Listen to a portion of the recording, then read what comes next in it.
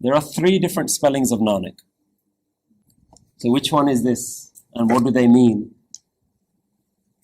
Yeah, the Gurus are very specific. They don't do anything. There's not a single vowel, not a single letter that's out of place. That's not a single thing that doesn't have a meaning. It's trying to tell you something. So let's go through these and then we'll come to an end. This is how it's spelled. Nanak hosi bhi sach. Here, we will say that this is mukta. Yeah? It doesn't have an ankar, doesn't have a sihari. It's free. This Nanak means Nanak talking about himself in the 3rd person. Nanak says. It's like if I were to say everything Satpal says.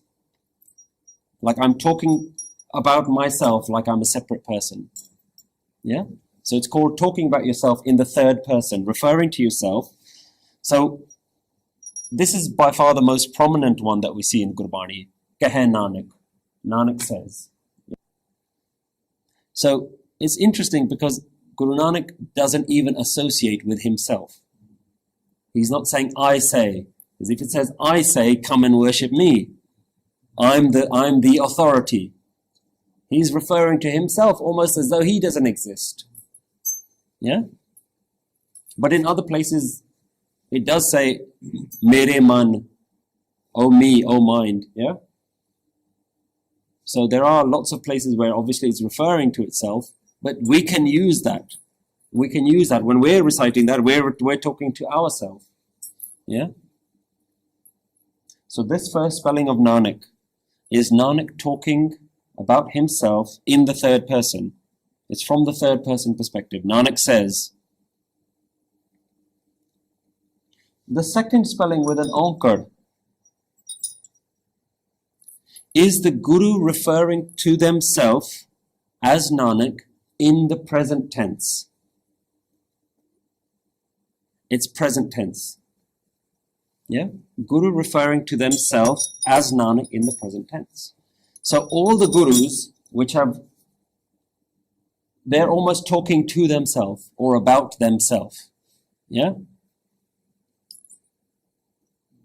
So in Japji Sahib, we have a line, Nanak neech kahe vichar. Yeah? That's saying that the person Nanak, this person Nanak is neech, is low. Yeah? And this is the vichar that I'm saying. So it's referring to themselves. So when the Guru is telling the reader about himself in the present tense, then he refers this. Yeah, then he uses this spelling. And you'll see that a few times in Gurbani as well. The other reason that this spelling is used is if they're talking about the first Guru. Remember, with an ankar, it's a noun. Yeah, it's a name. So, either the Gurus who call themselves Nanak are talking about themselves now, or they're talking about the first Guru. And we see a Shabad, Sabte Vada Satguru Nanak. This has an ankar. This is saying of all the Gurus, the greatest was Nanak. That's actually talking about the person, Guru Nanak, the first Guru. When you have other people, Patani Bani, who are singing praises of the Gurus, they'll refer to Nanak with an ankar. Yeah? They're referring to that person. Yeah? Nanak tu, lena tu hi, Gur Amar tu vicharya. Yeah? You are known as Nanak. You are. Yeah? So this is Nanak referring to himself or somebody referring to the first Guru. The third one is even more tricky and doesn't appear very many times at all. It's the Gurus referring to themselves as Nanak in the past tense. So here we might say, Nanak has done this, or Nanak did this. You do it in the past tense. Nanak has. Nanak has seen this. Nanak has done this. Yeah? Referring to Nanak in the past tense.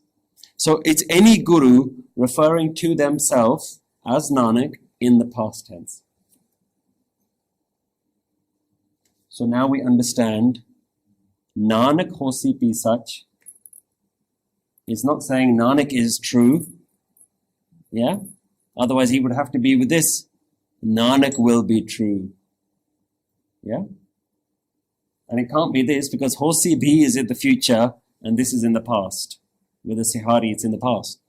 So it's Nanak says. Nanak says, Nanak hosi bhi sach. It will be true. And this is going to be very important when we come across any shabads actually. Then you start seeing where these words fit in and where the translations sometimes make mistakes. So we should be very appreciative of the translations because they're a great starting point. But when you understand some of these rules, you'll see where the translations have not followed these rules. Yeah?